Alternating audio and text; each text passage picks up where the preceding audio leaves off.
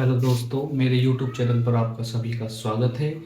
आज हम बात करने जा रहे हैं कि स्वतंत्रता दिवस और गणतंत्र दिवस के बीच में मेजर अंतर क्या है।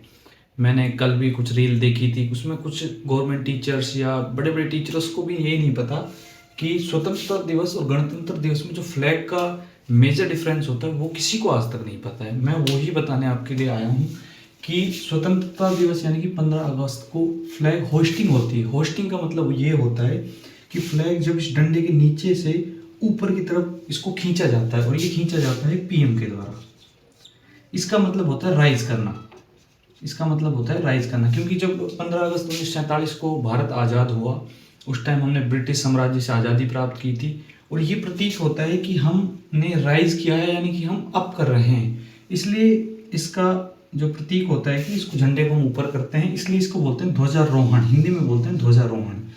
और गणतंत्र दिवस पर होता है फ्लैग अनफर्लिंग, यानी कि ध्वज फहराना। इसमें क्या होता है कि ध्वज जो होता है वो डंडे के ऊपर बंधा होता है, और ये राष्ट्रपति के द्वारा इसको ध्वज फहराया जाता है। ध्वज का ध्वज फहरा। और ये गणतंत्र दिवस जो 26 जनवरी 1950 को हमें संविधान मिला था, क्योंकि उस टाइम पर जब 15 अगस्त 1947 को हम देश आज़ाद हुआ, तब उस टाइम पीएम ही क्योंकि राष्ट्रपति का पद उस टाइम नहीं था। जब हमने संविधान बनाया फिर हमें राष्ट्रपति का पद मिला। राष्ट्रपति जो संविधान का सबसे सर्वोच्च नागरिक होता है, संविधान का सर्वोच्च नागरिक होता है, इसलिए राष्ट्रपति के द्वारा ध्वज को फहराया जाता है।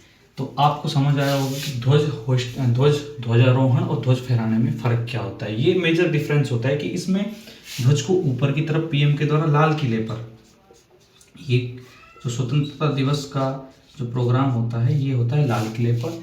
ये होता है राजपथ, जो जिसका नया नाम कर दिया है कर्तव्य पथ। पहले इसका नाम हुआ करता था राजपथ, अब हो चुका है इसका कर्तव्य पथ। यहाँ पर और इसमें पुरस्कार दिए जाते हैं, लेकिन 15 अगस्त पर कोई पुरस्कार नहीं दिए जाते। इसमें पीएम फ्लैग को ध्वजारोहण करते हैं और इसमें राष्ट्रपति ध्वज को फहराते हैं। ये इन दोनों में मेजर डिफरेंस होता है। शायद आपको नहीं पता होगा, अगर आपको पता हो तो भी कमेंट करना। अगर आपको ये नई जानकारी मिली हो तो भी कमेंट करना। अगर वीडियो अच्छी लगे तो वीडियो को लाइक और सब्सक्राइब जरूर करना। और मैं वीडियो पर शायरी ज़रूर बोलता हूँ। शायद अब बात जब फ्लैग की या तिरंगे की चल रही है तो हम क्यों ना शायरी भी तिरंगे के ऊपर ही बोले। तो शायद ज़्यादा चल रही तो हम तिरंगे के ऊपर एक शायरी बोल देते हैं कि इस ज़माने में मिल जाएंगे आशिक कई, लेकिन वतन से खूबसूरत कोई सनम नहीं होता। पैसों में लिपटकर सोने में लिपटकर मरे हैं कई, लेकिन तिरंगे से खूबसूरत कोई कफन नहीं होता। जय हिंद, जय भारत।